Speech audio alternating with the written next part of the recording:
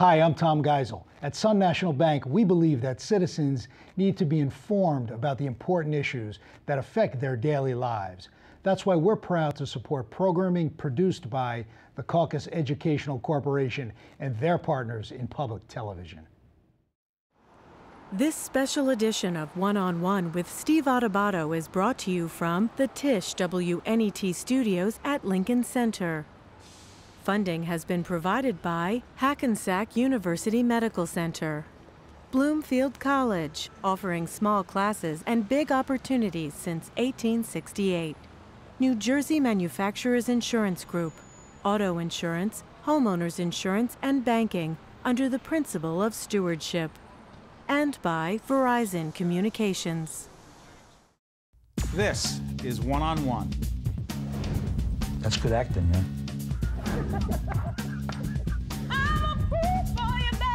I get that a lot. I go to Atlantic City all the time, like, are you the guy? I go, no, I'm not. This is one you can't afford to miss. They thought that I wouldn't survive it, but I knew I would.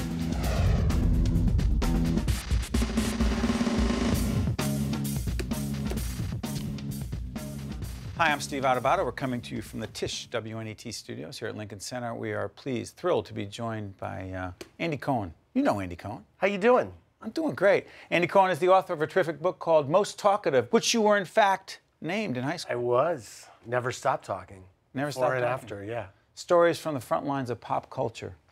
I'll tell you, you said, I was just talking to you about this before we got on the air. By the way, for those of you who don't know Andy, you have that little gig over at Bravo. What's that? I do, yeah. I'm the host of Watch What Happens Live. Yes.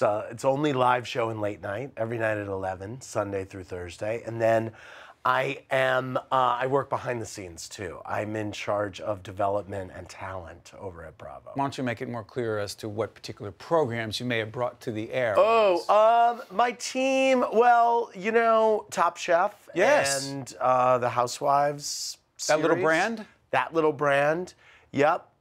Work with a great group of people, and we've had a good run. Yeah. Yeah. We were talking before we got on the air. I saw you on Stern. Yes. Howard Stern. Yes. And On Demand, which is great.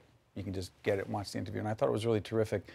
One of the things that struck me is your story is fascinating. You were a producer at CBS. You were an intern before that. Many internships, and then worked at CBS News for 10 years, behind the scenes, at the morning show, at 48 Hours, back at the morning show, majored in broadcast journalism, used to want to be, you know, Matt Lauer. I mean, Matt Lauer at that time didn't exist.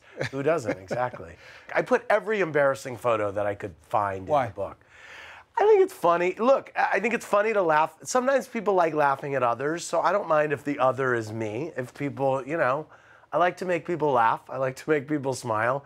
It's good to be I'm the butt of most of my jokes in the book. And I think that there's, you know, I write a lot about a lot of my failures in the book. And I think that's important because A, you learn from your failures.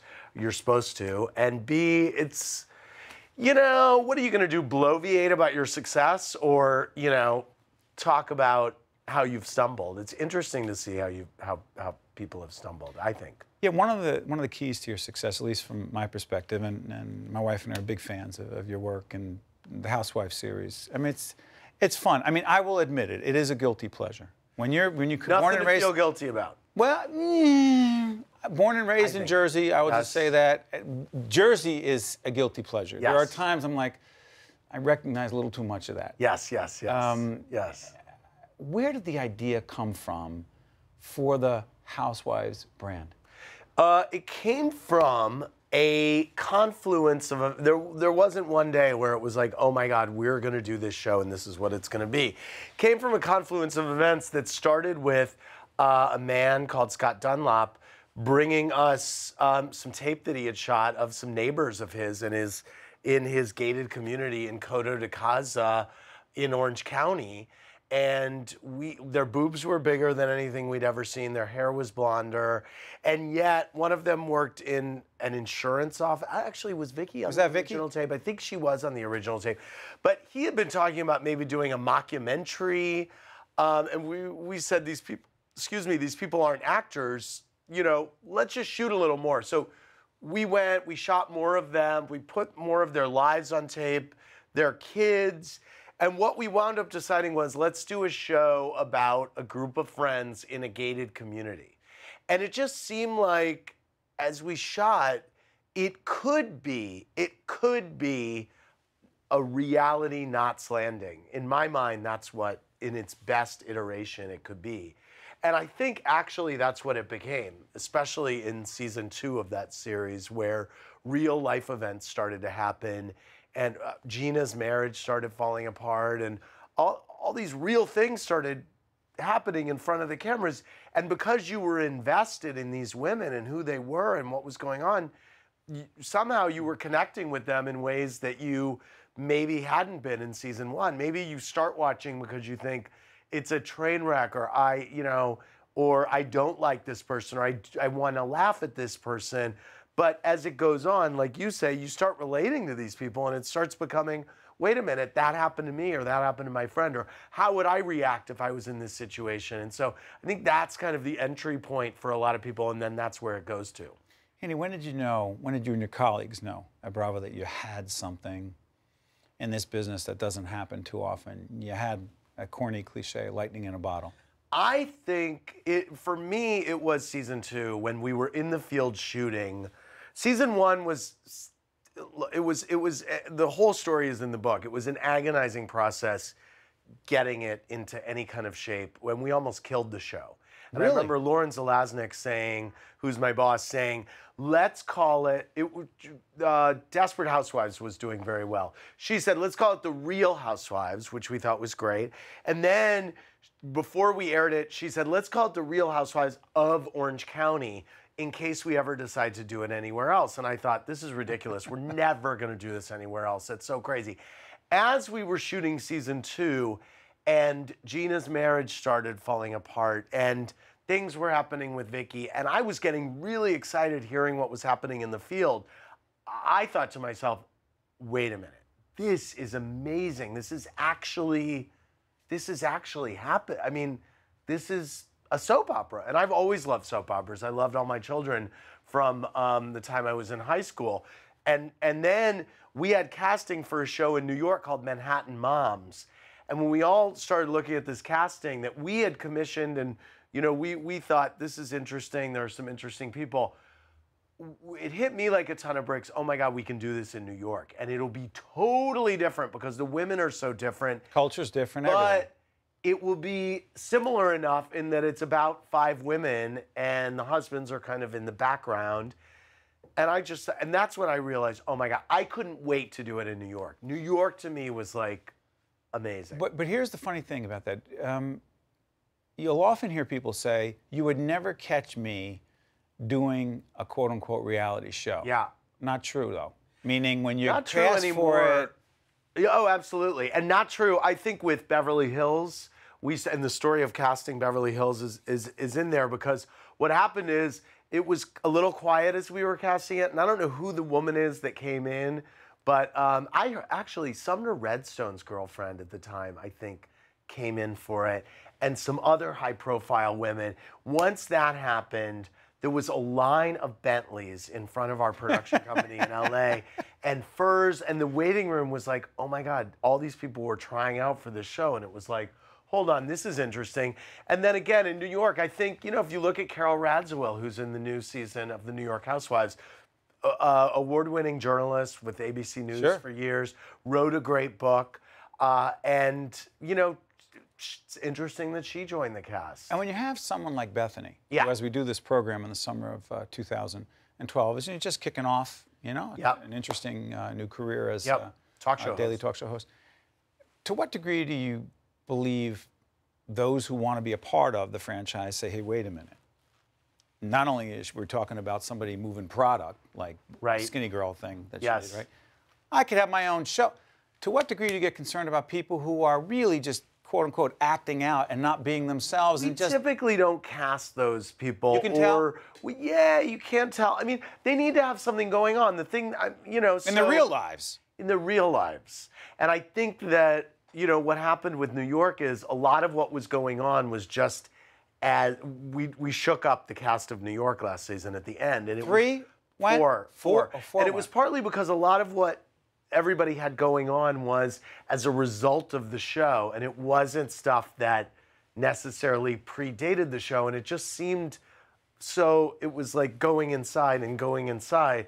And so that's why we brought in 3 new women who have totally different things happening. I think with Bethany, the thing we liked about her, I was worried about casting her because she had already been on a reality show. She was a finalist on the Martha Stewart Apprentice.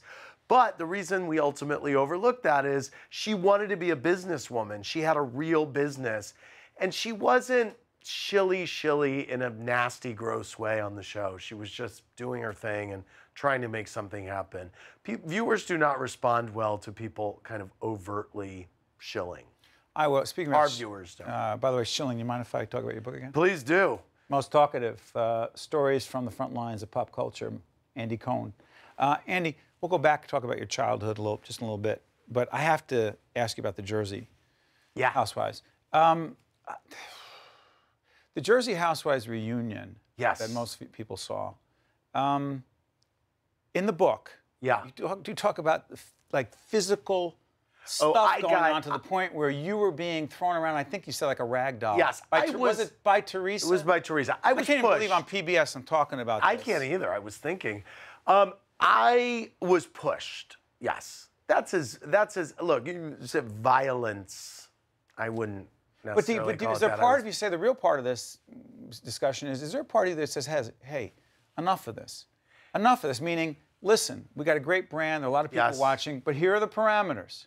Yes, absolutely. I mean, look, I think getting pushed is over the line. And it's the only, look, I've done probably 60 hours of these reunion shows, and that's the, I was pushed. All right. It's not exactly, it's a lot of verbal sparring, and women in different cities have different ways of communicating. The Beverly Hills women are very, they spar, but they keep their voices very low. It's very calm. The Atlanta women are a little more louder, but again, they stay in their seats. It's all right. Talk about your nighttime show. Yes. Watch What Happens Live. I love it. It's live? Oh, yeah. It's the only live show in late night. And we serve cocktails. And the reason we serve cocktails is that the premise of the show, ostensibly, is that I'm having people over to my den at 11 o'clock at night to hang out and take phone calls, and play games. And the first thing I would do if you came to my house at 10:55 at night would be, what are you having to drink? And so that's why we drink on the show. It's really fun. We have odd combinations of people. I mean, I call my show Playboy After Dark meets Larry King Live meets Wayne's World, actually, because it feels kind of low budge and very authentic. And I think that's what people respond to about the show. It's totally authentic. What happens in that room is just what's happening live on TV. You were a producer, you were an intern before that, all that stuff, but you always wanted to be on camera, as you said. And in many ways, I've heard you say this before and you wrote it in the book, it is a dream come true. You never thought it would happen. You were told it wasn't going to happen. You were told that you had a wandering eye, lazy eye, which I do. I'm trying to look for it. I'm not saying it. I do. Well, now that you look for it, it'll start to get really lazy and you'll be like, oh my God. So you were told it ain't going to happen. Well, no, I was told, you know what, your wandering eye may prevent you from this happening. And I just thought, you know what, maybe I should just move to New York and get a job. And I moved to New York and said, I'm going to get a waitering job until I get hired at CBS News.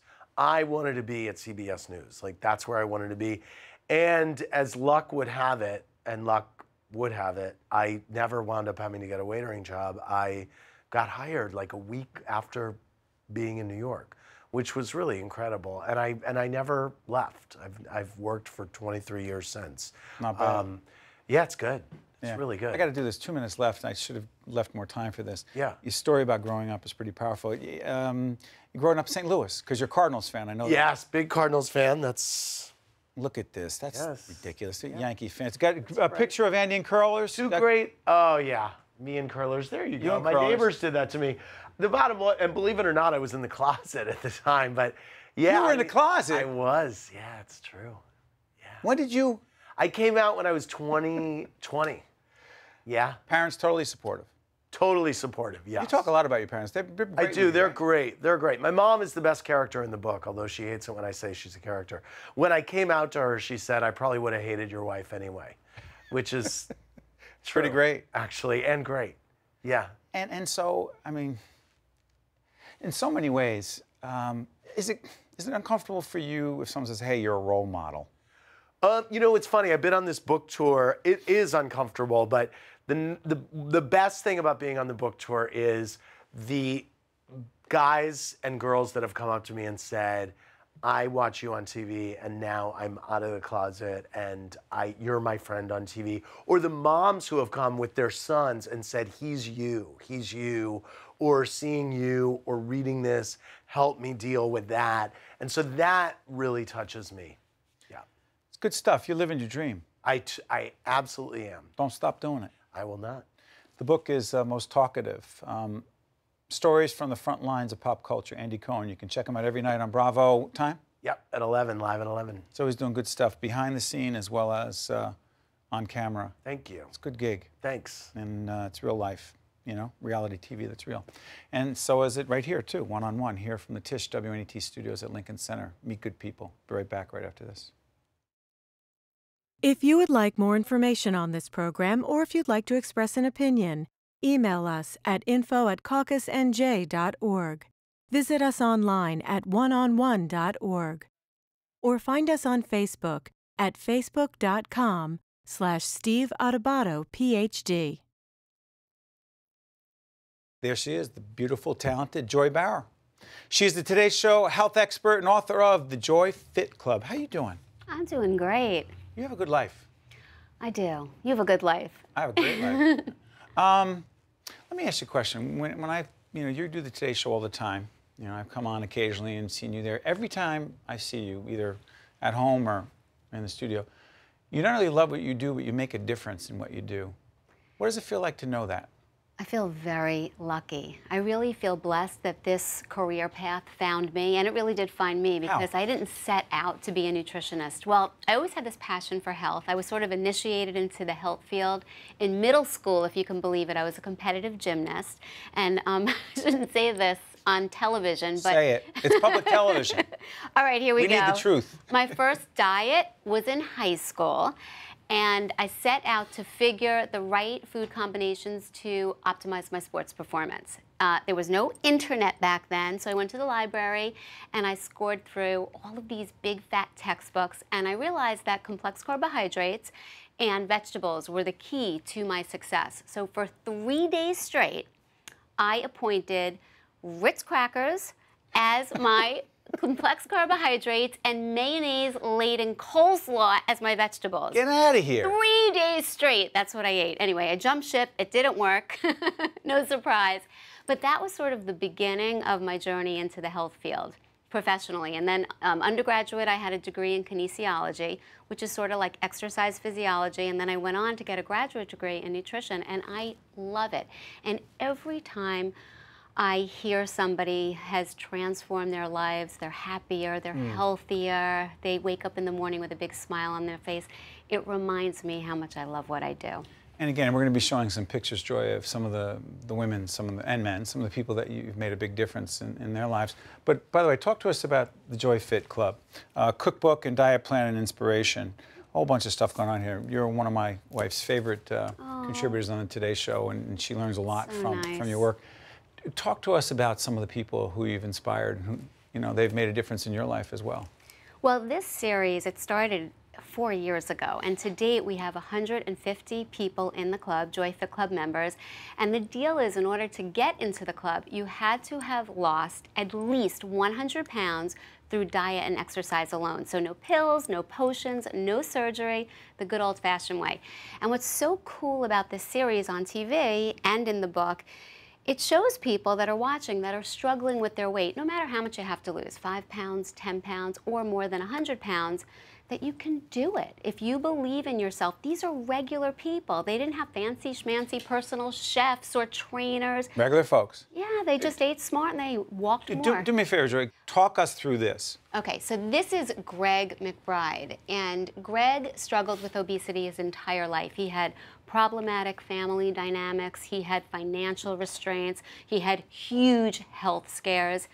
He has lost over 200 pounds, and this guy has kept it off now for about 10 years. So he didn't just touch home plate. And again, how did he do it?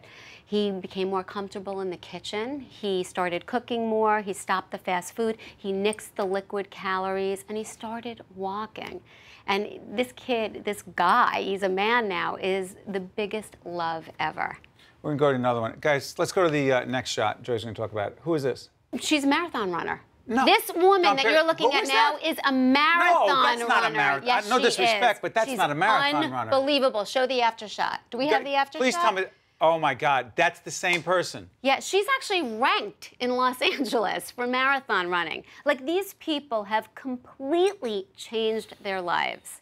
Anyone can do this, Steve, anyone. And the keys are, by the way, as we're going through this, what's striking me here, you just threw out the whole liquid calories thing.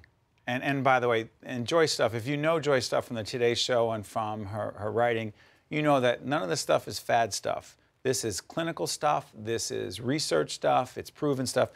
Avoid liquid calories. What do you mean by that? Because I'm one of these people who, if I drink an iced tea, it's got to be an iced tea without the calories. So you have a sugar-free iced tea. The problem is that liquid calories, they don't fill you up. So you still eat the same amount that you would have eaten if you would have just drank water. If you take a 20-ounce bottle of soda, there is 17 teaspoons of sugar and 250 calories. You drink 2 or 3 of those a day, you're gaining weight. You're gaining a lot of weight. But hold on, Joy, not in my, I stopped the particular diet drink, you know, diet soda. I won't mention it anymore. Great. So you got rid of the artificial sweeteners also. But I do the artificial sweetener in my iced tea, my Snapple. So you got a problem with that?